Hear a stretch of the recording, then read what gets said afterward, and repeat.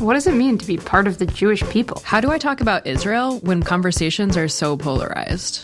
Do you know intellectually curious Jewish teens who ask big questions? The Hartman Teen Fellowship is for motivated 10th through 12th graders who are ready to wrestle with complex ideas, Jewish identity and peoplehood, values and pluralism, diaspora, and Israel. Starting this November, our Hartman scholars are teaching online Batei Midrash, hosting Shabbatonim, and cultivating memberships specifically for young Jewish leaders who want to make a difference in their schools and communities. Nominate an exceptional teenager you know by September 14th at shalomhartman.org/teen fellowship. Hi, everyone. I'm David Koffman, and I'm the producer for Identity Crisis. This is the last week of our summer hiatus, so we wanted to bring you one last great episode from the archives. Next week, we'll be back with all new episodes, so stay tuned. For this last summer favorite, we're playing a conversation between Yehuda Kurtzer and David Koffman. David's a professor at York University in Toronto, and he's one of the world's leading scholars of Canadian Jewish history. I'll say that as a Canadian who now lives in the United States, I found this conversation really meaningful. It's so easy to see Canadian Jewish identity as just an extension of American Jewry, but Koffman points out that there's a lot more going on. Anyway, whether you're Canadian, American, Israeli, or some other nationality, I think you'll really enjoy this one.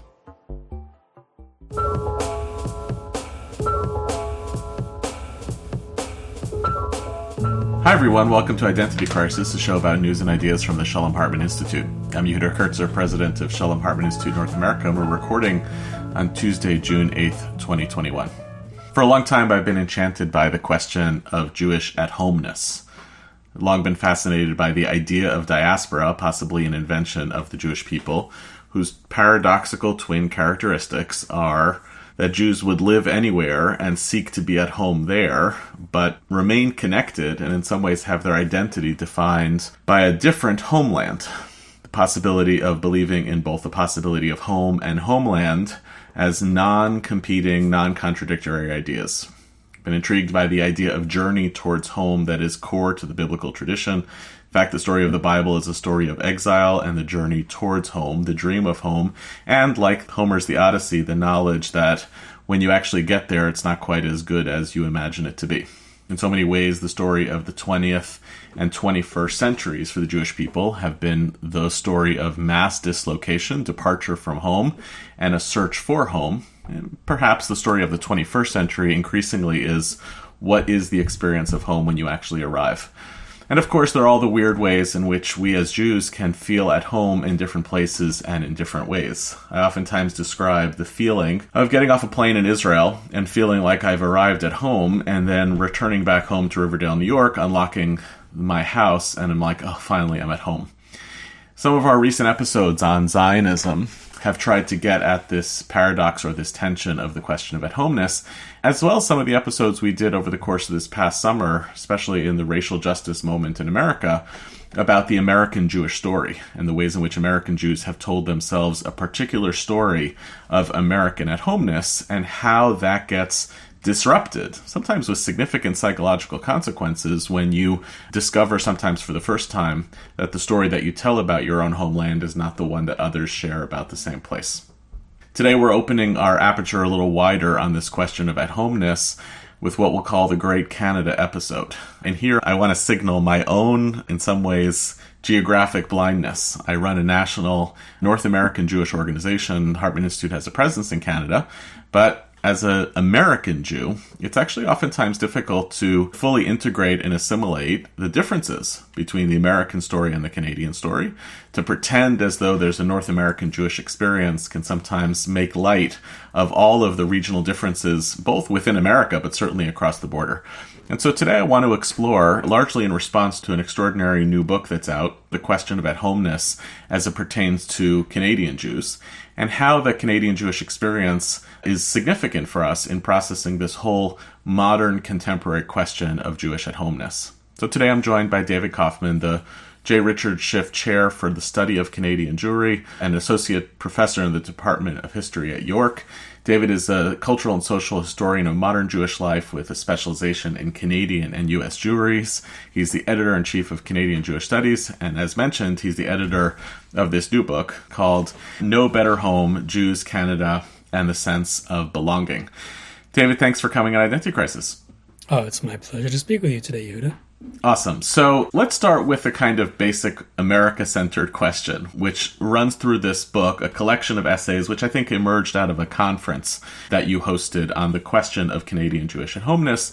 Let's start with an American-centered question, which is what's the same and what's different? I guess I have a certain bias, as is probably common among American Jews, of understanding Canada is basically like America, but geographically bigger and Jewishly smaller. At least one of your essays, I think the Lois Dubin essay and some others, make reference to the fact that there's this assumption that what happens in Canada is basically the same as what has happened in America, but later or on a smaller scale. Dubin, of course, argues with this and wants to find other comparisons. But start us off more generally. As you look at these two stories, what's the same and what's different, and how do you want people to understand Canadian Jewry, whether from a kind of comparative standpoint or from its own idiosyncratic standpoint? Yeah, so both have to be done, and the reality of Canadian Jews living in the shadow of the elephant is a structuring principle. So to jump too deep into the differences is to miss a fundamentally important point, that they are in a certain sense the same, and that there is a continental reality. Now, that actually has to shift some of the ways that Americans think about continental life in general to include other folks who are on the continent. But the similarities are, of course, very important. There's some similar language that describes different kinds of realities, and there's some different kinds of language that describes similar realities. So I would say that the biggest differences between the Canadian Jewish experience and the American, one has to do with its fact of bilingualism, its biculturalism, that Canadian Jews live in two regions. They're centered in two different provinces and have histories where they are navigating their senses of belonging in both French Catholic-dominated Quebec and in Protestant English-dominated Ontario and its west and east coast provinces. This is both a kind of fact of biculturalism, the sort of two quote-unquote founding peoples of Canada, and a twin negotiation that has to happen, sometimes without great conversation between them. Next is the importance of Indigenous issues for Canadian Jews and for Canadians in general. Religion is a different vector, since Canada has no formal separation of church and state, and since the federal government has provided provisions for religious groups, federal funding, provincial funding for education, and religion is recorded in the census, and religion is kind of a part of the constitutional arrangement that made Canada possible in the first place. So it's publicly allocated for in school boards and stuff like that. So the religion question is really quite different than it is in the United States. So I think those are maybe three big ones that we can start with. Great. So that helps to describe some of the kind of contextual differences between the Canadian experience and the American experience. I noticed in the book, so in Mia Spiro's essay, she makes reference to the Azraeli series of Holocaust memoirs that are connected to Canadian Jewry. And one of the phrases she uses is the frequency of the appearance of Canada as a non-place. In other words, rather than the kind of promised land destination that American Jews oftentimes used as part of the immigration story, the emphasis that she notices in at least some of the memoirs is it's more of like the exit from the real place, and then there's this like neutral thing, which is Canada. And it echoes with a different essay in the book for David Weinfeld on the basic thinness of Canadian culture. It was just, first of all, astonishing. These are pro-Canadian voices, kind of naming that there isn't the same kind of robustness of an attachment between the Jewish story to the Canadian story of itself. Do you think that's accurate? And what's going on there narratively in the connection between these two stories, or lack thereof? Yeah, I think it's accurate, and I think it is very much a narrative question.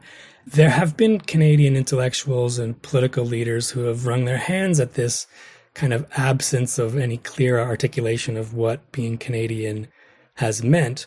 But there are an equal number of political and intellectual cultural leaders who really see this sort of absent center of Canadianness as something that provides a lot more room and is one of the merits and the kind of achievement of post-European modern liberal nation states that are in a way not national. They're maybe not nation states. They're post-national states The current prime minister has even described Canadian as a post-national state itself, and this was meant to be a celebration of it, the room that it provides for people to live their lives and identify how they do and be who they need to be without as much pressure at a sort of national assimilation.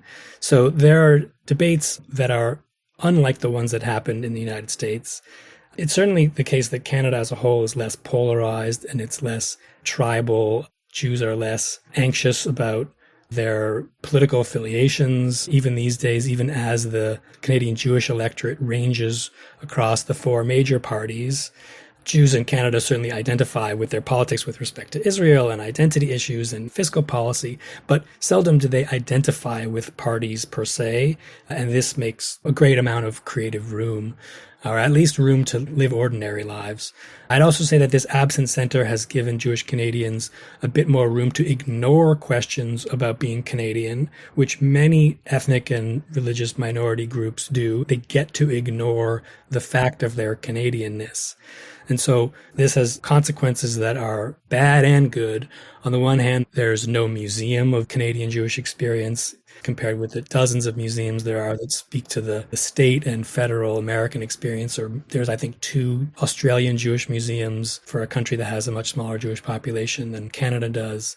There's less cultural and scholarly conversation. There's less pride, perhaps, in Jewish institutions.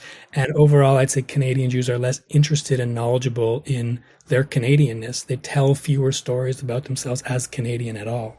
Yeah, your book is even a data point to this, right? I can't imagine how many scholarly books and also non-scholarly books are written that either explicitly or implicitly wrestle with the question of American Jewish at-homeness. And you're breaking new ground in some ways by asking this question. You even hear it from a lot of the scholars with their own ambivalences as they start writing their essays of like, can I really wrestle with this question of Canada at-homeness? It's like a little uncomfortable to raise the question. It kind of seems to tell a little bit of that same story of, well, to what extent am I really attached to Canada as opposed to simply being the place that I live?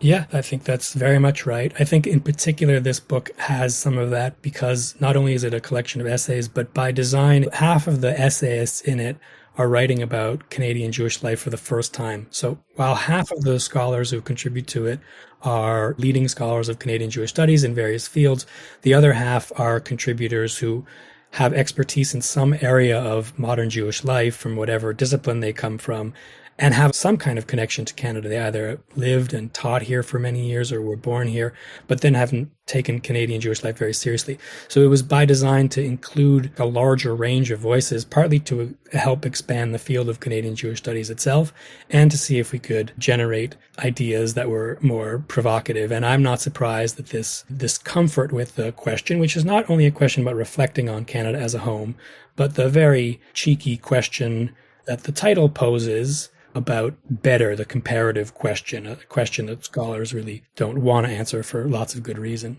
Yeah, we'll come back to that at the end. I'll put you on the spot and you'll answer the question. Is there no better place for Jews than Canada? But I thought what we might do is take a couple of examples of major Jewish issues and major Canadian Jewish issues and maybe process them together a little bit and help our listeners understand kind of the state of Canadian Jewry on these questions. So one of them that you alluded to in passing, which I'm trying to wrap my head around, is if it's true that the level of attachment by Canadian Jews to the Canadian story is far less than it is for American Jews to the American story. I agree with that on the American side for sure. And by the way, it's a real risk on the American side because the more attached you are to a particular narrative of a particular place, the more vulnerable you are when that narrative gets dismantled. And I think that's a lot of what's going on in the American Jewish community right now. But then I don't know quite what to make with the Zionism thing. Because if Canadian Jews are less attached to the national story as it relates to Canada, that might lead somebody to conclude that they are less attached to mythic narratives that are connected to patriotism, nation, and place. But actually, Canadian Jewry is far more, not universally, of course, not uniformly, but overwhelmingly more just pro-Zionist than the American Jewish community. All of the story around alienation from Israel, antagonism towards Israel, is part of the Canadians. It exists in Canada, of course, but the American Jewish community is far less vexed by the problem of distancing from Israel. So why is that? Why, if Canadian Jews have not, in their own experience, attached themselves to the story of nation, why do they seem so much more fluidly comfortable with the story of nation for the Jewish people as connected to the state of Israel? Sure, that's a great question. There are lots of factors that I think help explain it. I'm not sure anyone does the job fully. But firstly, it should be said that Jews who are Canadian citizens are no less in need of narratives that produce a sense of belonging. It's not the fact that Jews who grew up in Canada, where there is a kind of absent center, don't need to feel like they belong somewhere. Like the muscle and the muscle memory for producing a sense of at-homeness has not atrophied. It just doesn't find good soil, to mix my metaphors, in Canada. As for its attachments, I mean, it's certainly clear that Canadian Jews are extraordinarily attached to Israel and the idea of Israel as a home for the Jews, despite the fact that they don't move there. I think something like 80% of Jews in the last national survey that was done in 2018 have reported having traveled to Israel at least once, as compared with 43% of American Jews, so nearly double the population has visited. I think one explanation that helps explain it is that in many bicultural states, the dual allegiance problem has been far less sharp. So in, say, Belgium or in South Africa or in Canada, where there are two nations that share a portion of the sense of the state, Zionism has been historically very strong, and Zionism was extraordinarily strong. In fact, one of the great forces that managed to bring Canadian Jews together and ironically produce a sense of Jewishness, of Canadian Jewishness, despite the huge geographical distances across the middle of the 20th century, even before the state, but certainly after, is that getting together as Canadian Zionists has produced a sense of Jewishness, Canadianness, for Canadian Jews. And they were far less anxious about expressing their support for and love and fondness for Israel than in places where they didn't have this kind of binational background. Another dimension might be that the proportion of Holocaust survivors is much stronger in Canada, and therefore the influence of Holocaust survivors in establishing the kind of organizational agenda, taking leadership roles, descendants of survivors and stuff. There are maybe 20% of Canadian Jews have direct Holocaust roots, which is much, much higher than it is in the United States. And this might help explain some Zionist commitments. If we think of a Zionist commitment as a kind of conservatism, I'm not sure that that's fair to do, but let's throw that out there.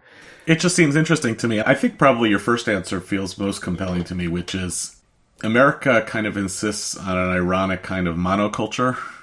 America has a very dominant sense of itself, and therefore the challenge of, I feel really deeply attached to my American story, and I also really feel attached to this national story of Jewish peoplehood that incorporates the state of Israel, almost at the get-go invites a kind of tension. And your argument around bicultural societies actually makes room for it. You can have your Jewishness and your Canadianness, and you can have a thick experience of Jewish peoplehood, which is connected to the state, which is simply not contradictory to the Canadian experience. Let me just add one more thing that I think actually might make an interesting difference, is that the period of mass migration of Jews to Canada was slightly later than the largest period of mass migration to the States. So those Jews who kind of came in the first 2 decades of the 20th century, as opposed to from the 1880s to 1910, were a whole generation more deeply steeped in labor Zionism and other forms of Zionism and, Yiddish nationalism, and they were across more of those conversations. So those Jews that moved to Canada as compared with the States sort of had more practice and more engagement already thinking about it, and perhaps their children and grandchildren did as well. Yeah, that seems like a bookend with the Holocaust survivor piece. And it continues to raise that interesting question of what does it mean to be at home, but we will come back to that. Let me take a different hot button issue, David, which is, it was very striking to me. On the first page of the book, you listed all of the characteristics of Canadian Jewish thriving. There were 10. You included relatively low rates of nonviolent forms of anti-Semitism, high degrees of Jewish literacy, high rates of voluntary religious participation in denominations, significant cultural production. And then number 9 just jumped out at me. And here's me really admitting to be an American Jewish reader under the influence of American Jewish politics. Number 9 was comparatively low intermarriage rates as being a sign of communal health. Incidentally, this is echoed in a different essay in the book by a scholar who, somewhat, I was surprised, unironically, makes reference to intermarriage and assimilation as a disease and Jewish education as the means by which one vaccinates against the disease. And that was a common language in the American Jewish community 30 years ago. It is basically considered forbidden language in the American Jewish community, I would say, for good reasons. There's something strange about that. But what's particularly ironic about that, David, is many of us have come to understand that intermarriage is actually a witness to the disappearance of anti-Semitism and a witness to a degree of American Jewish participation in American culture. So first, a basic question. You position it as a sign of communal health. I think many Canadian Jews view it as a sign of communal health. But walk me through that. Why does it appear in this book and to Canadian scholars as an indicator of community thriving when in fact the American Jewish community has actually flipped the script overwhelmingly on that story? Yeah, that's a great challenge. And if I had a chance to rewrite the introduction to the book, I might do a more subtle job in that quick run through of positives. Because the truth is that this can be read either way and probably should be read both ways. I'm not a social scientist. Yeah, me either. But to some extent, the terms of the social science study of Canadian Jewry, which is very small, it's a very small conversation, the default tension is between assimilation on the one hand and cultural retention on the other. This is the frame that Morton Weinfeld uses for the essay that he contributes to this book, which is a wonderful and fascinating data-driven essay that tries to compare Canadian Jewish life with Jewish life in the UK and France and the United States using the available data. So in this reading, intermarriage is an assimilatory force, and it pulls against the possibility of Jews retaining their cultural distinctness or their religious convictions or whatever. And you're right, this is a kind of, I don't know if it's old and outdated or if it's old and has become more complex, but still exists side by side with a view of intermarriage that does see this as Jews' acceptability as spousal options, as a kind of absence of racism. These are equally true. So there are data facts and there is anxiety about the terms of intermarriage. So if the debate about intermarriage in the 90s in the American Jewish scholarly community was a hand-wringing, oh no, we're losing Jews, and the sort of language of demographic loss, this is the American version of the Israel, the ever-dying people thesis. The terms of that debate itself has certainly changed, and the debate that we've been witnessing over the past couple of months about the Jewish continuity agenda and anxiety and the extent to which it's misogynistic and undermines more than it supports, I think is just another indication that the very terms of debating intermarriage rates and what they actually mean are changing themselves. Yeah. And I tell you, I've had an interesting experience in Canada around this question. Because of the Hartman presence in Canada, which is growing, actually, we just put our first full-time professional in Canada as part of the Hartman Institute. For what it's worth, there's history, because David Hartman came from Montreal. We'll get to Montreal later on. So we have institutional history connected to Canada. But as a result of that, I've been in Canada speaking and teaching to Canadian Jewish leaders probably 20 times over the last 10 years. And there's been this really interesting dance around questions like intermarriage, where I hear from one set of leaders in the Jewish community, don't project American Jewish issues here. We just have much lower intermarriage rates. It's not the issue. Whether or not they position it with this negative terminology, it's just not the issue. And in contrast, I've at times been in closed rooms with rabbis, for instance, who say, can someone finally talk to us about intermarriage? Because it actually is present in this community, but there is a perception that we can't talk about it because we don't want to play into the notion that we're simply 20 to 30 years behind American Jewish tensions. And if we don't prepare ourselves for this conversation, then we won't be able to learn from the American Jewish experience around engagement strategies to be able to engage with Jews regardless of their marriage choices. So I don't know if there's a question there. I guess from a scholarly perspective, what I'm naming to is that I think on a Jewish communal level, it's a little bit hard to tell whether the trends are moving in one direction or another. It depends on who you talk to. I'm curious whether you see from a scholarly standpoint that this story or even myth that Canadian Jewry tells about itself actually correlates to the lived experience of Canadian Jews. Well, I think that the most important thing that your comment here points to me is the element of the Canadian Jewish social psychology that looks to the United States constantly and often with consternation or with anxiety about what our fate might be. Now, while I agree with Lois Dubin and many others who have pointed out that the generation lag theory doesn't really work, it's still true that Canadian Jewish leaders look to what's happening in the States and they worry. They fret about what are the trends or what are the concerns. Should we have the same concerns? Are we following suit? There's a kind of ongoing debate about the long-term possibility of continental fusion, that there will be a loss of Canadianness in the Canadian Jewish conversation. But the looking to the States is a kind of psychological default mode for Canadian Jews. This makes a certain amount of sense, given that so many of its leaders are trained in the States. They either are Canadian and they go to rabbinical school or go to doctoral programs or whatever, and then they come back to Canada, or they're imports. So they are actually Americans who take up some element of the Canadian Jewish elite. But intermarriage is just one of these things. I mean, they also look to synagogue membership data or day school education.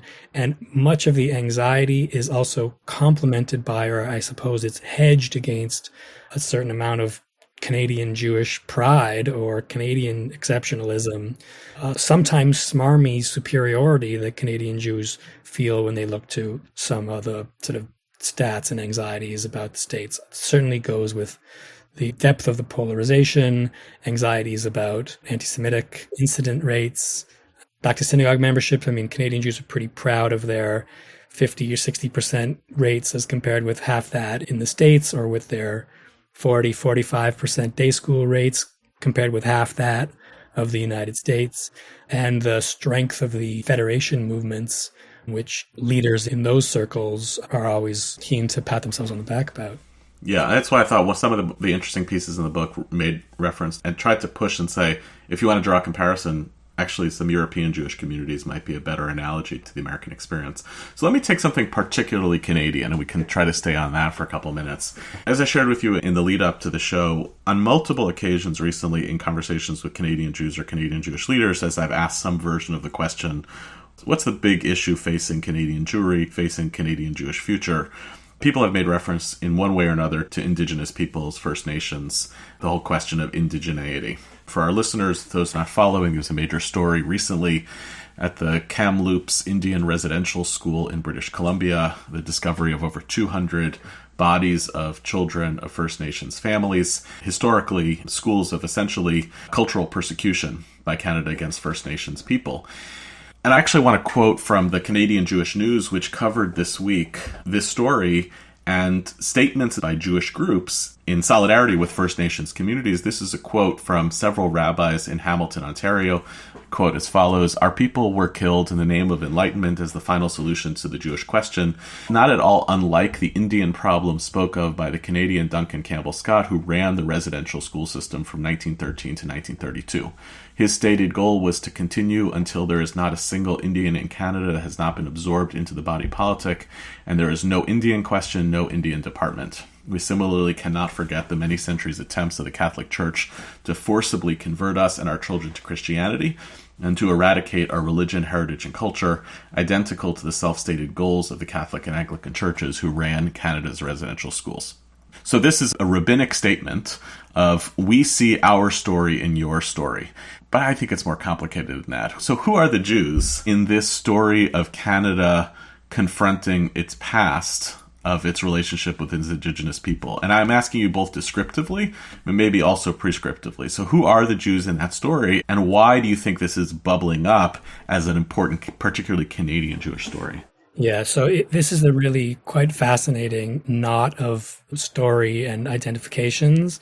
And the quote that you point to in this week's news is one of literally hundreds and hundreds of quotes that you could pull from Jewish civic leaders or from teachers at Jewish day schools, from rabbinic leaders of almost all different denominations. So the Indigenous reconciliation issues are at the forefront and have been at the forefront of the social issues and sort of race BIPOC conversation here in Canada that my American counterparts and perhaps lots of listeners don't quite see, because it's not really at the same level of intensity in the United States. So every day, the front page will be covered by Indigenous issues, and the CBC, the Canadian BBC cover stories constantly. It's the Canadian story and has been for quite a lot of time, since the recent release of the Truth and Reconciliation Commission, which concluded that the Canadian government is responsible for cultural genocide, if not genocide itself, mostly through these residential school systems, but through lots of other mechanisms of colonialism. So Jews as Canadians have been a part of this conversation in a fairly intense way. This is a conversation that I'm particularly interested in because I wrote a book, as you know, about the encounter between Jews and Native Americans in the 19th and early 20th century American context. And then I found my way back to Canada, and I've been thinking a lot about it as well, and obviously watching Canadian Jews respond quite differently to this discussion and participated in different ways. So yes, there's the identification part, and the quote you plucked was a perfect example of the slippage where there was a they that becomes a we in the state and the church's efforts to eradicate indigenous/Jewish difference. So this kind of elected affinity is part of liberal allyship.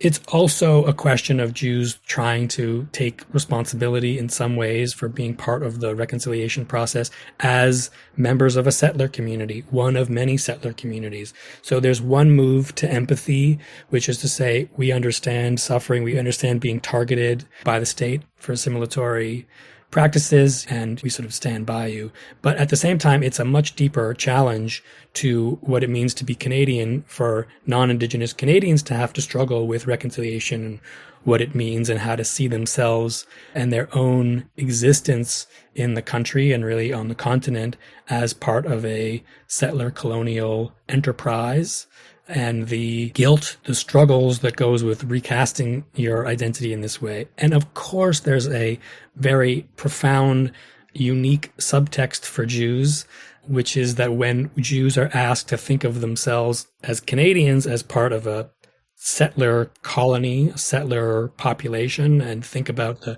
problematic politics of inhabitation, it immediately brings the question of Zionism back to the fore. To speak this language at all is very unsettling, obviously, for a lot of Canadians and has Canadian Jews, and it seems to be more organic for many other Jews on the left, progressive, and even the center of Canadian Jewry. This also cuts, of course, both ways. On the one hand, it makes Jews feel uncomfortable when they see themselves or are asked to see themselves as colonial agents in some way, but it also invites the question about Jewish indigeneity to Israel-Palestine and the great debates about the extent to which Jews are an indigenous people in the land of Israel, and Zionism is a decolonial project. And we see this debate in the Jewish press and among Jewish intellectuals all the time, and it plays out in very interesting ways.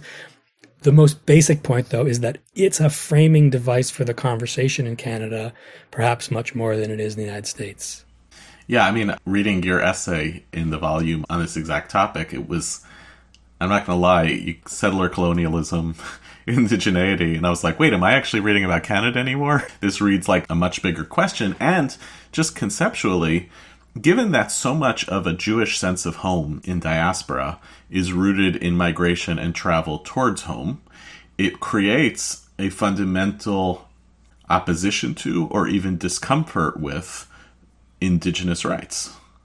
Right? Like most American and Canadian Jews found their way to America and Canada in the past century as migrants in search of a home.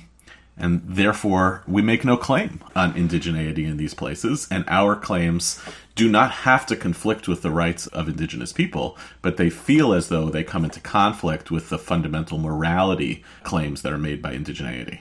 Yeah, I think that's very well put. And I think that Jews in Australia and New Zealand probably talk about this a lot more than American Jews do. There's a conversation that I'm trying to start with counterparts there and in other places where the massive relocation of Jews from East and Central Europe a century ago to places that were, in essence, British and less so French Commonwealth are part of the story of the colonial enterprise. And I mean small c colonial. I don't think of it as a bad word. I really just think of it as a descriptive term, although I know it's so button pushing for so many people. And of course I see the American Jews in the same situation, although the conversation is less loud about it. And I think that's because the American conversation is so much more preoccupied in the last couple of years with Black issues and kind of dealing with the legacies of this other version of racism that touches on this other founding sin of American life, which is slavery. You had a great line actually in your essay on this, which I thought summarized the problem and maybe even the aspiration quite well, which is you said, Jews have contributed to Indigenous displacement as they have sought to make Canada their home, and have fought against Indigenous disenfranchisement while seeking to make Canada a better home. I was like, oh, that's a pretty good bumper sticker, both descriptively of the problem, but maybe of the future. So there's a lot more in this book, David. It's really a worthwhile project and very recommended. There's quite a bit on Quebec, which was useful for me in understanding the context by which when David Hartman makes Aliyah in, I think, 1979, that's not a coincidence, although there's quite a bit in that essay by Ira Robinson of it's not clear whether the Jewish community was in fear or in fear of fear. Mm-hmm. Let me just have a quick note to this one. So yes, this Ira Robinson contribution is about the kind of Jewish community response to the first time the Parti Québécois, the Nationalist Party, was brought into provincial power. But it's part of a moment or of a, let's say, there's a new historiographical debate that's emerged among scholars who are interested in Canadian Jewish life in Quebec's Quiet Revolution in the 60s and 70s. This was a moment that was sort of demographically tied to a significant migration of Jews out of Montreal to Toronto and to elsewhere, and a lot of anxiety about the future of life in Quebec as it became more secular and more national. But the fascinating part of this historiographic debate is that non-Jewish Quebecers, French Canadian intellectuals and historians are suddenly, in the last 10 years, much more interested in the Jewish experience in historical Quebec and in what they call intercultural Quebec. It's kind of Quebec's version of multiculturalism in the Quiet Revolution nationalist moment and in the multicultural reality of life in Quebec, even as French Canadians see themselves as minorities in Quebec. And they're interested in how the Jews navigate their place in Quebec society, initially as an Anglophone minority that threw in its lot with the Protestant elites of Montreal. But as the course of the 20th century rolls on and more Jews move to Montreal from nodes in the French colonial world, from Morocco and from Algeria, and are Francophone and are non-white and participate in the cultural and political life of a officially secular Quebec in a totally new way. So there's fascinating debates, and it's unfortunate that many of these debates are not really available to readers unless they're perfectly bilingual, because the French Canadians are writing to other French Canadian non-Jewish scholars. And for the most part, the readership and the producers of Canadian Jewish scholarship is often monolingual, and so has neither accessed the sources in French nor is in direct dialogue with their French Canadian counterparts.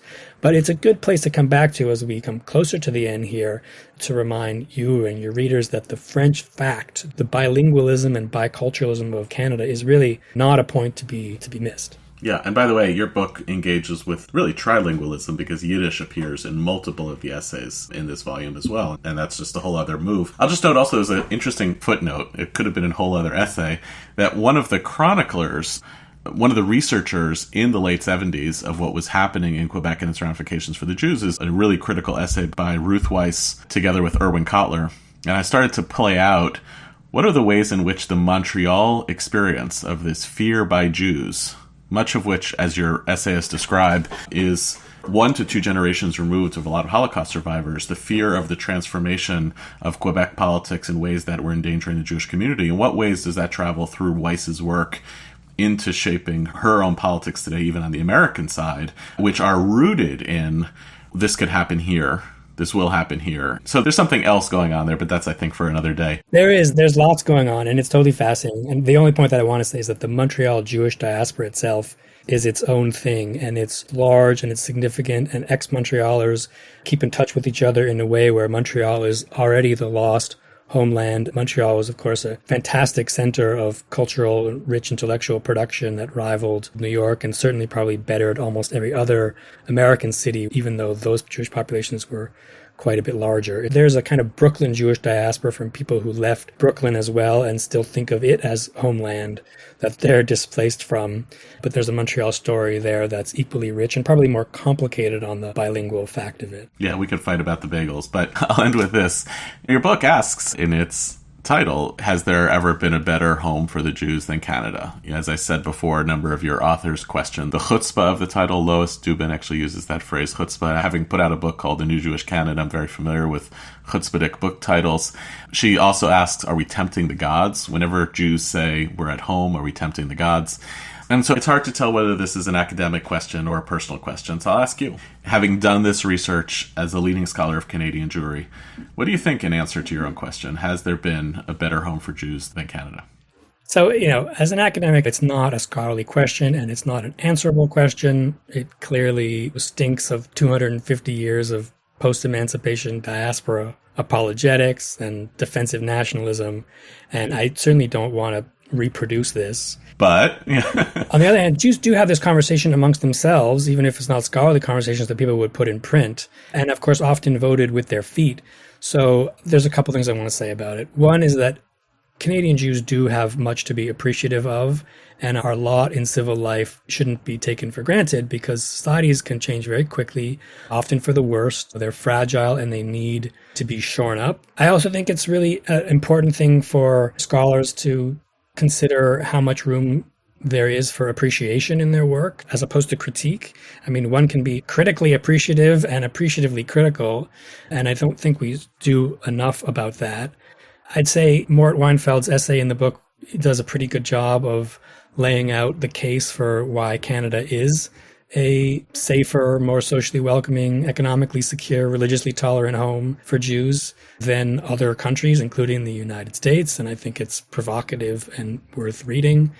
There are other answers. Hasia Diner's answer in the book is no, of course not. We know this because Jews chose the United States and Canada was a second choice, second best. But I would say that the final point is that in a way I'd want the emphasis of this book to be less on the question of better and more on the question of home. This is ultimately a book that's an opportunity for many different authors, not just me, to meditate on this theme, which is elusive and it's emotionally powerful and it's a point of departure for contemplations and perhaps celebrations of what home means. I'll say one of the things that I think scholars can do most effectively to toggle that exact line that you're describing of not being too positivistic or descriptive in their work of some transcendent reality, to provoke and to study as opposed to make these kind of pronouncements. One of the most effective ways to do that is to ask a question in a particular way. And I think that courses throughout this book. I think you've set a real agenda for a conversation that I found fruitful today, not just on the question of comparison between American and Canadian, because that dominates this conversation, but more essentially, how does a community navigate the tensions and responsibilities that come with that homeness? And that is a critical conversation for whatever cultural or national milieu the Jewish people find themselves in today. So with that, thank you all for listening to our show, and special thanks to my friend and my guest this week, David Koffman. Identity Crisis is a product of the Shalom Hartman Institute. It was produced this week by David C. Kalman and edited by Alex Dillon, with assistance from Miri Miller and music provided by So-Called.